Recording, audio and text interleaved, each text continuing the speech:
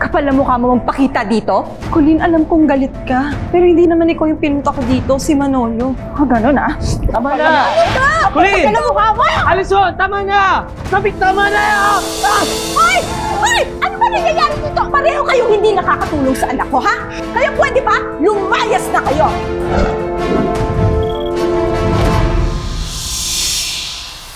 You better check her things. Malikot ang kamay niyan. Oh, sige. Nakaw ka talaga. Teka, ano to, Colleen? Hindi ako nagkakamali. Colleen, alam mong hindi ko magagawa to. Colleen, hindi ka ba naaawa sa kanya? Baka naman pwede nating i-reglohin to. Paano naman yung sakit na nararamdaman ko? Colleen, hindi lang ikaw yung nasasaktan, ha? Nagdadalamhati rin ako sa nangyari kay Manolo. Colleen, namatayan ako ng ama. Dahil sa akin, nabaldado yung best friend ko. At ngayon, pati yung isa kong best friend. Kaaway na rin yung tingin sa akin. Colleen, lubog na ako. Colleen, anak, please. I told you. Kalimutan mo na yung fiancé mo. Iwanan mo na yan. Mahal ko si Manolo. Bubuhayin ka ba ng pagmamahal na yan? Tama na, appreciate ko lahat ng mga ginagawa mo para sa akin. Wala yun. Alam mo, gwapo ka nga, no? Kaso sa laula. Talaga? Alat. Guwapo ako?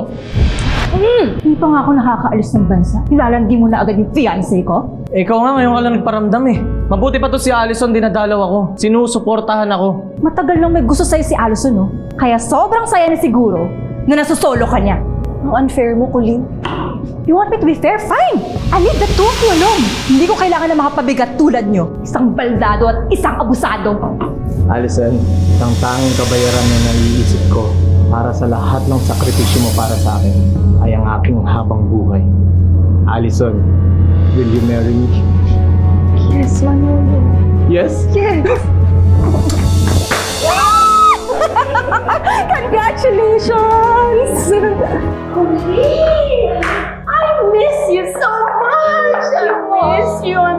I miss you, my baby. I miss you. Who is this guy? Ma, I would like you to meet my fiancé, Malik. You big! Calm down! Namana ko yata yung sumpa mo sa lalaki. I remember Manolo.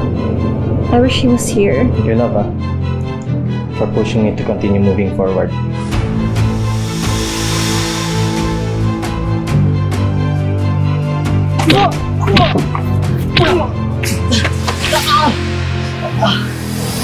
Manolo? Colleen?